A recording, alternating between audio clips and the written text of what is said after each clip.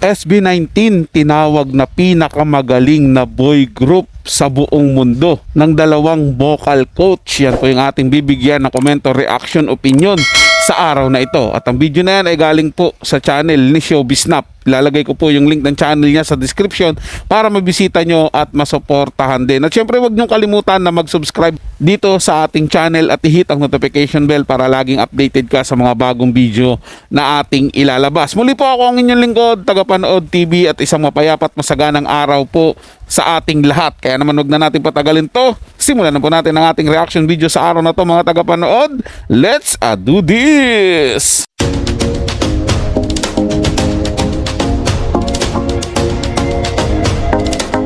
Hindi na maikakaila na sumisikat at nakikilala na ngayon sa larangan ng music ang SB19, ang Pinoy pop na kung saan ay nagbibigay ngayon ng pride sa Pilipinas.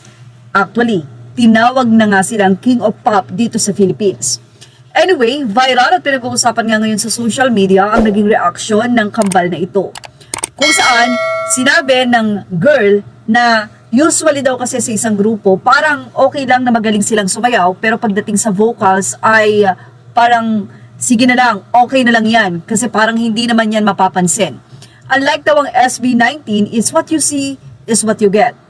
Kung ano yung naririnig mo sa Spotify man yan or kung saan live sa video at sa live, talagang makukuha mo yung nais mo. So, nakakahanga at talaga namang believe na believe ang dalawang ito sa vocal ng SB19. Hindi lang daw sila magaling mag-dance, kundi pati ang kanilang mga boses. Talagang lahat ay may ibubuga. Ayon nga sa lalaki, SB19 is the best singing idol group in the world. At wala pa nga daw po siyang nakikita na pwedeng ihambing sa SB19. Well, syempre, agring-agree naman dito ang mga 18s or SB19 fans. Narito naman ang kanilang naging reaksyon or komento, opinion sa nasabing reaksyon na ito ng tinatawag nilang kambal. Sa ng mga netizen, napanood nila both live ang SB19 at yung Gigi, kaya alam nila na iba ang atake ng kanta sa live. No excuses talaga pagdating sa SB19, papa-amazing ka talaga. Gigi initial po yan or yan na ang name ng group. Hindi Gigi means girl group. Mula naman sa isa pang netizen, may pinatatamaan talagang si Waleska. She said the same praise I paid to see a live show. I expect good vocals. Yes, mabigat yung word na paid kasi sa ibang bansa may value ang currency, lalo pa pound, UK, euro currency. Tapos parang nakikinig ka lang daw sa Spotify. No shade pero yan ang feedback. Last OPM con, they were eaten alive. Di mo maiiwasang i-compare dahil ikaw ang audience. Yung dance choreo, yung isang member na dudulas ewan ko sa shoes, pero naka-rubber shoes naman, sila lahat. But yung isa, say pa ng isang netizen, visuals, vocals, choreography, well done. Nagulat dahil ganun ang energy nung nag-perform. SB19's vocals chemistry is truly undeniable. With their voices blending in perfect harmony, their a cappella renditions are so seamless. They can easily outshine a tradition choir. It's rare to see a single group pull off singing 20 songs in a concert, but they made it look effortless. Well, opinion naman ng ilang pang netizen, SB19 is the standard by which all other idol take note, not just P-pop groups and will be measured. Sobrang kinikilabutan po ako sa reaction itong dalawang ito. Kagabi na panood ko yan. At kahit alam kong sa sarili ko na nag-iisang ikaw ang SB19, incomparable sila.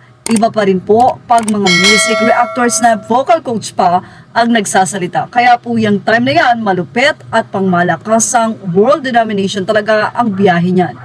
Iba po talaga ang SB19, mga tagapanood, no? Kasi ako minsan na rin ko po napanood to sila ng live, kung tama po pagkakatanda ko noon. Sa Laguna ko po sila napanood sa San Pedro. Papasibol pa lang po sila noon, kakaumpisa lang nila. Actually ano lang po sila noon parang guest lang sila kasi meron po talagang isa na pinaka iniintay doon na mag-show. Kumbaga ano lang sila, ano ba tawag dito, pang opening lang sila noon, pero napakahusay na talaga, napakagaling po nila. Talagang sinabi ko sa sarili ko noon na darating ang araw Basta mabigyan lang to ng tamang paggabay, mabigyan lang to talaga ng spotlight sa mundo ng singing. Sigurado ako sisikat at sisikat talaga tong mga to.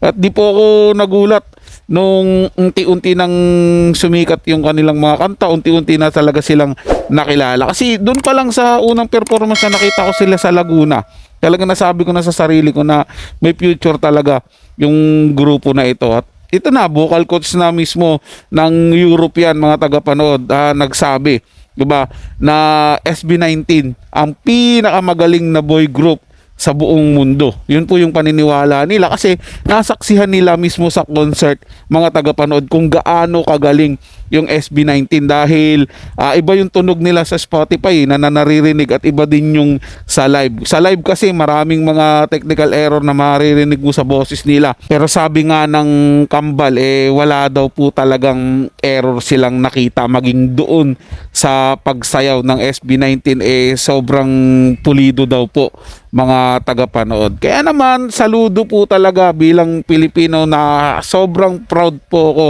sa SB19. Sana magtuloy-tuloy pa po ang kanilang kasikatan hanggat kaya pa po nilang mag-perform. Go lang sila ng go. Sila po mga tagapanood, ito'y comment at opinion lamang, wala pong personalan. Paalam po at mabuhay po kayong lahat. Maraming salamat po sa inyong panonood.